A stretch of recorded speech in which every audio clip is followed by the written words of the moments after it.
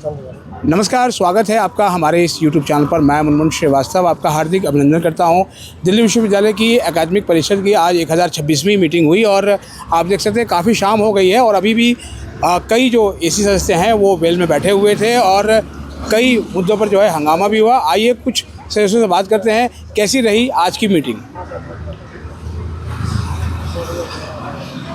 Professor Harindranath जी, क्या रहा आज की एसी मीटिंग में जो कि शाम हो गई? मुनमुन जी, आपको और आपके दर्शकों को नमस्कार। आज की जो 1026वीं एसी की बैठक थी उस पर बहुत ज्वलंत मुद्दे थे। दिल्ली विश्वविद्यालय के शिक्षकों विद्यार्थियों दोनों को प्रभावित करने वाले मुद्दे थे और एक सबसे बड़ा ज्वलंत मुद्दा जो चल रहा था वो प्रमोशन और अपॉइंटमेंट में कौन से जर्नल के आर्टिकल कंसीडर किए जाएंगे, उसको लेकर के एक बहुत बड़ा मुद्दा था। हमने आज कुछ हद तक सफलता पाई है उसके अंदर, क्योंकि जो 120 पॉइंट की रिक्वायरमेंट थी उसको रिकंसिडर करने के लिए वाइस चांसलर अग्री कर गए हैं। और जो ह्यूमैनिटीज़ है, कॉमर्स है, इकोनॉमिक्स है, इस तरह के जो सब्जेक्ट्स हैं जहाँ पर स्कोपस, वेब ऑफ साइंस इनके आर्टिकल्स कम हैं, उनको लेकर के भी एक रिलैक्सेशन दी गई कि पीयर रिव्यूड जर्नल्स कंसिडर किए जाएंगे, प्रोवाइडेड कि जो भी थ्रेशोल्ड होगा API का वो मीट होता हो। अभी साइंसेस में भी अभी हमें रिप्रेजेंटेशन आई है कई लोगों की, उसका भी हम ध्यान रख रहे हैं और आने वाली मीटिंग्स में उसको भी रैशनलाइज करने की पूरी लड़ाई लड़ते रहेंगे। और उस मामले में आज हमें एक ठीक ठाक सफलता आज मिली है। लेकिन दो मुद्दे ऐसे थे जिसको लेकर के और कंटेंशन था लोगों के मन में। वो है एक 5% क्रेडिट ऑनलाइन मूक्स के थ्रू, स्वयं प्लेटफॉर्म के थ्रू, डिजिटल प्लेटफॉर्म के थ्रू गार्नर करना और उस क्रेडिट को अर्न करके यहाँ से डिग्री लेना। उस पर हमारी अपनी एप्रीहेंशंस हैं। कोविड काल में हमने देखा है कि किस तरह से जो क्लासरूम की रिप्लेसमेंट के रूप में जो ऑनलाइन और वेब पोर्टल के थ्रू जो कोशिश की गई वो कितना नुकसान करती है। ये सारे जो टूल्स हैं ये आपकी स्टडीज़ को एड करने के लिए ठीक है, लेकिन इनको क्रेडिट अर्न करने का मैकेनिज्म बनाना, क्लासरूम में टीचर को रिप्लेस करना क्लासरूम से और उनको बिल्कुल डिजिटल प्लेटफॉर्म के थ्रू डालना, ये रिस्की है। ये एक जो शिक्षा व्यवस्था है उसके लिए भी नुकसानदायक है। और लॉन्ग टर्म में अगर आप देखेंगे तो धीरे धीरे क्या होगा कि वो आज 5% है, फिर 10% होगा, फिर 20% होगा, वो धीरे धीरे बढ़ाते वो उसमें एक वहाँ तक ले जाएंगे। और दूसरी बात, क्वालिटी क्या है, किस क्वालिटी के कंटेंट हैं, क्या उनका असेसमेंट मैकेनिज्म है, बहुत सारी ऐसी चीज़ें हैं जिन पर हमारा एक संशय भी है और जिस पर क्लैरिटी नहीं है। इसलिए हम सभी ने विरोध किया है और लगभग सभी ने उसके ऊपर वेल में गए। ये चर्चा चल रही थी कि बहुत दिनों के बाद तमाम एसी सदस्यों का जो है वो एक मुद्दे पे एक मत है। इसी मुद्दे पे था। नहीं, ऐसा नहीं है। एसी में जो भी शिक्षक और शिक्षा संबंधित मुद्दे होते हैं सबका एक ही मत होता है, पर यह मुद्दा आज ऐसा था जिस पर बहुत ज्वलंत मुद्दा था और हम इसको खतरे में नहीं डाल सकते थे। तो सभी लोग वेल में भी गए और हम अभी वेल से निकल के ही आए हैं। खुद रजिस्ट्रार साहब आए हमें हमसे रिक्वेस्ट करने के लिए, तो हम लोगों ने वेल से हमने ड्रॉ किया। बट एनीवेज, ये मुद्दा देखिए बहुत ज़रूरी है और इस मुद्दे को लाइटली अगर हम लेंगे ना तो उसमें शिक्षा का नुकसान है। इसलिए इसके खिलाफ हम लोगों ने वहाँ पर डाइसन नोट भी सबमिट किया, अपना विरोध भी प्रदर्शित किया।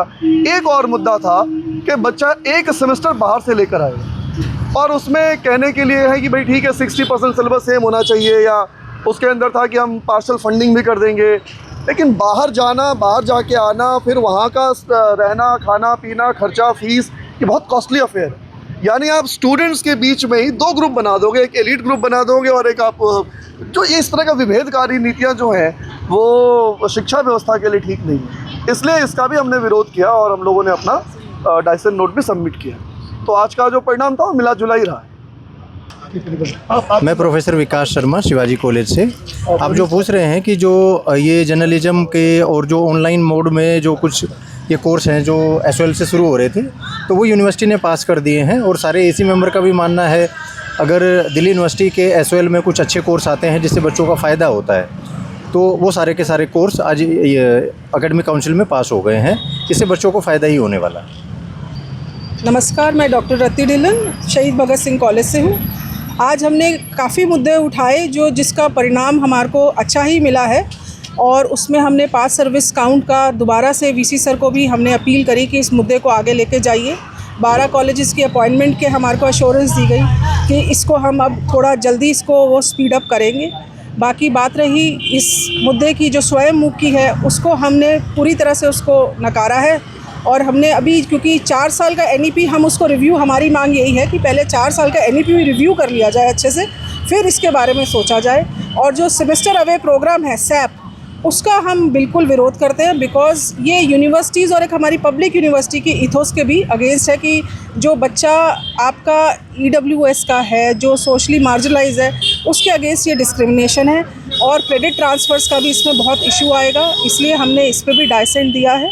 बाकी जैसे तिवारी सर ने ऐड किया है कि हमारे को आज एक बहुत बड़ी हमारे को इसमें एक जीत मिली है। It was a big clinch that we have shifted some of the very important disciplines to another peer reviewed, कि सिर्फ उसमें स्कोपस नहीं, या पीयर रिव्यूड भी काउंट होंगे। यह आज सुबह में डूटा का धरना था BC ऑफिस में, और हमारे डूटा अध्यक्ष प्रोफेसर नेगी साहब ने हमें डायरेक्शन दिया था कि जो टीचर हित की जो भी मुद्दा है उस पर आप लोग को डटे रहना है।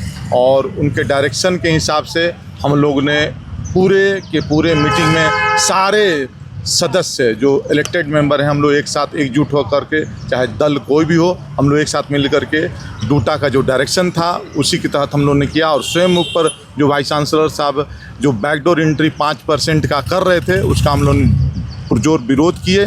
और हम नहीं चाहते हैं कि आई कॉन्टैक्ट की जो क्लासेज है वो ऑनलाइन मोड में हो, और इसके लिए हम आगे भी डूटा के नेतृत्व में जिस तरह से डूटा चलेगी उस तरह से संघर्ष हमारा जारी रहेगा। परिहार जाकिर हुसैन यूनिक कॉलेज। हमने मुख्य रूप से आज NFS और शॉर्टफॉल और बैकलॉग को लेकर डिस्कस किया, और उसमें मतलब VC साहब ने और मतलब विकास गुप्ता जी ने भी ये शॉर्टफॉल और इसको लेकर कहा है कि आने वाले समय में इस चीज़ों को कॉलेजेस से भी डाटा मंगाया जाएगा कि कितना शॉर्टफॉल है, कितना नहीं है, उन चीज़ों को भी उठाया। और साथ में 12 कॉलेजेस का जो मुख्य मुद्दा रहा है कि अभी तक परमानेंट नहीं हुआ है, तो उनके लिए भी इन्होंने कहा कि बहुत जल्दी ही खुशखबरी आने वाली है, तो इसके लिए भी अब जल्दी शायद खबर मिल सकती है। हाँ, मैं रामकिशोर यादव। दिल्ली गवर्नमेंट के जो 12 कॉलेजेज हैं उसमें अपॉइंटमेंट नहीं शुरू हुए हैं। इस पर पुरजोर तरीके से हमने वाइस चांसलर महोदय को आगाह करा है कि 4 इंजन के सरकार होने के बाद भी अभी इन कॉलेजेज में अपॉइंटमेंट नहीं शुरू हुए हैं। दूसरा जो हमने इनसे कहा कि 2 डेज पेड मेंस्ट्रुअल लीव की बात उनसे हमने डिमांड की, नोशनल इंक्रीमेंट की बात की, और बाकी सारे जो चीज़ें हैं उनको हमने वाइस चांसलर से कहा कि इस पर इमीडिएट इंटरवेंशन आपका होना चाहिए। और साथ साथ जो ऑनलाइन कोर्सेज ला उसको हम लोगों ने विरोध किया।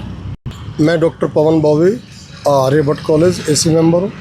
हमारे यहाँ कई सारे मुद्दे आज AC की मीटिंग में उठाए गए, जिनमें एक मुख्य मुद्दे रहे कि MPhil PhD का जो इंक्रीमेंट है वो वापस दिया जाए, और टोटल पास सर्विस को काउंट किया जाए। इसके साथ साथ एक मुद्दा और भी डूटा का रहा। डूटा के साथ साथ हम लोगों ने भी उसको उठाया कि प्रिंसिपल्स की पोस्ट के अंदर भी रिजर्वेशन पॉलिसी को इम्प्लीमेंट किया जाए। साथ साथ जितना भी दिल्ली यूनिवर्सिटी से कंसर्न कॉलेज हैं उनके अंदर जो सिंगल कार्डर पोस्ट है, like principles, like librarian, like physical education teacher, उन सबको एक सेंट्रलाइज तरीके से उनको भरा जाए और उनके अंदर प्रॉपर रिजर्वेशन की पॉलिसी को इम्प्लीमेंट किया जाए।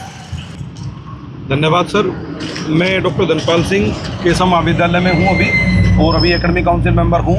आज AC की मीटिंग शुरू होने से पहले डूटा ने अपना धरना किया, और धरने में हम लोगों को डूटा की तरफ से भी ये डायरेक्शन था कि भाई जो भी टीचर्स हित में जितने भी इशू हैं उन पर जोरदार तरीके से मतलब चीज़ों को रखा जाए, और जो टीचर हित में नहीं है उसका जोरदार विरोध किया जाए। और ये आज देखने को भी मिला है कि जो टीचर्स हित में नहीं थे, कई सारे इशू मेरे साथियों ने बताए, हरिंदर जी ने भी बताए, विकास जी ने बताए, रति जी ने भी रखा है, ओझा साहब ने भी रखे हैं, उन पर पुरजोर विरोध हुआ है। और हम जितना विरोध कर सकते थे, अभी भी हम लोग वेल में बैठे हुए थे, उधर से ही आ रहे हैं। कई सारे इशू ऐसे थे कि जिनमें VC साहब ने बहुत अच्छा एग्रीमेंट अपना दिया है। इसमें 1-2 इशू ऐसे थे कि जैसे कोई डिपार्टमेंट में ये अपना एमिनेंस ऑफ एक्सीलेंस के नाम पे रिसर्च अवार्ड जो है दिया जाता है पब्लिकेशंस के लिए, तो हमने कॉलेज टीचर्स के लिए भी उसका डिमांड किया था। तो VC साहब ने उस वक्त कहा है कि एक कमेटी बनाएंगे, और उसमें जो है कॉलेज में भी रिसर्च को किस तरीके से प्रमोट किया जाए उसके लिए काम किया जाएगा। इसी सीरीज में स्टूडेंट्स के लिए रिसर्च को किस तरीके से प्रमोट किया जाए उस पर भी काफ़ी चर्चा हुई है। और अपना UCIC में जो अपना इवन टीचर्स स्टूडेंट्स का जो सैंपल दिया जाता है रिसर्च के लिए, उसमें एक बड़ी कतार है, तो उस पर भी हमने चर्चा की कि उस कतार से जो है कॉलेज का जो स्टूडेंट्स है उसको भी बाहर किया जाए। तो ऐसे कई सारे पॉजिटिव रहे हैं चीज़ें, लेकिन हाँ कुछ चीज़ें ऐसी हैं कि जिनमें विरोध हुआ है, और हम आज भी अभी भी उसके विरोध में हैं कि जिस तरीके से स्वयं और मॉक के माध्यम से 5% जो है यूनिवर्सिटी ने आज इसको लाई है, ऐसे ही सेमेस्टर अपना अवे पे जो है तो वो एक डिस्क्रिमिनेशन है। कहीं ना कहीं हो सकता है कि एक बच्चा जो है बाहर जाकर सेमेस्टर अपना पूरा करके आ जाए, लेकिन ये भारत है और भारत में गाँव का देश है, ऑब्वियस सी बात है। तो यहाँ पर बहुत सारे बच्चे ऐसे हैं जो उसको नहीं कर सकते उस प्लेटफॉर्म को यूज। जैसे हरेंद्र जी ने बताया है, एक्सपेंसिव पड़ती हैं चीज़ें, तो कहीं ना कहीं ये एक डिस्क्रिमिनेशन किया जा रहा है। और जो है दिल्ली यूनिवर्सिटी की तरफ से ऐसा स्टेटमेंट या ऐसा कोई भी कदम नहीं होना चाहिए। तो हम जो लोगों ने इसका पुरजोर विरोध किया है, बहुत बहुत धन्यवाद। सर, आज जो है एक जो महत्वपूर्ण डिमांड किया गया कि डॉक्टर BR अम्बेडकर चेयर के लिए जो सोशल साइंसेस है उसका भी हम लोगों ने निवेदन किया और वाइस चांसलर महोदय से निवेदन किया कि कम से कम BR अम्बेडकर चेयर होना चाहिए।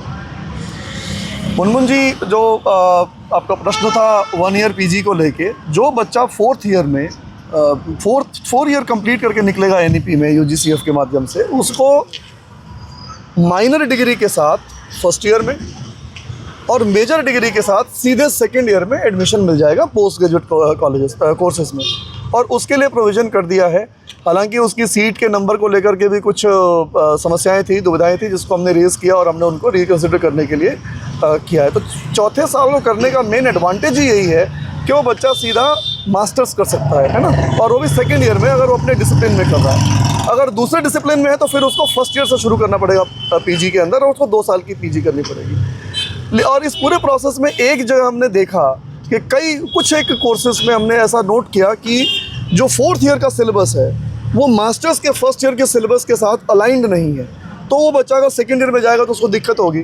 तो ये हमने कंसर्न रेज़ किया और यूनिवर्सिटी ने हमें आश्वासन दिया कि उसको ऐसी समस्याओं को भी वो सॉल्व करेंगे। जहाँ तक बात है अम्बेडकर चेयर की, तो उसकी भी हमने डिमांड की, NDDF ने भी डिमांड की, और साथ में हमने दीनदयाल उपाध्याय चेयर की भी डिमांड की। जो अंत्योदय और लास्ट पर्सन तक पहुँचने की जो सोच है, समाज की जो सोच बननी चाहिए और जो सरकार सोच बननी चाहिए, उसके लिए हमने दीनदयाल उपाध्याय चेयर की भी डिमांड की है। अम्बेडकर चेयर के बारे में कई बार हमें आश्वासन मिल चुका है कि कर रहे हैं, अभी तक हुआ नहीं। अगर ये अभी तक हो गया होता तो शायद एक बहुत बड़ी हमारी अचीवमेंट होती और ये BR अम्बेडकर जी के लिए भी बहुत होता।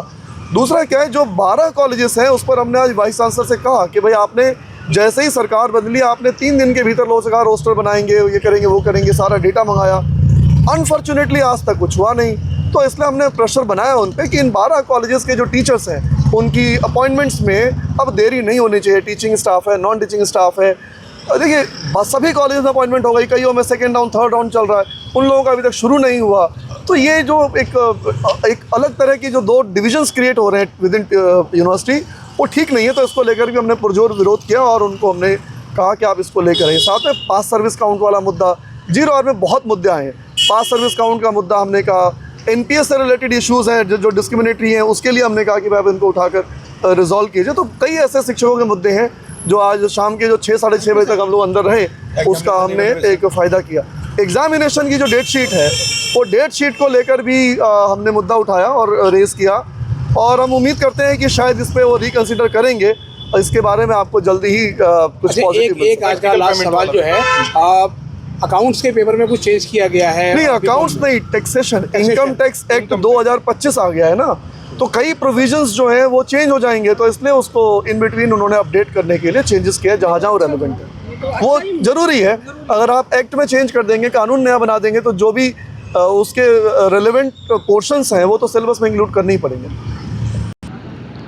तो आपने सुना AC सदस्यों की राय, और उन्होंने बताया कि आज देर शाम तक जो है AC मीटिंग इसलिए चली क्योंकि कई महत्वपूर्ण मुद्दों पे जो है चर्चा होनी थी, और ये हुई भी, और तमाम इनकी मेहनत जो है वो रंग लाई है, और सैद्धांतिक रूप से जो है वो जिन मुद्दों पे विरोध था वो वापस लिए गए हैं।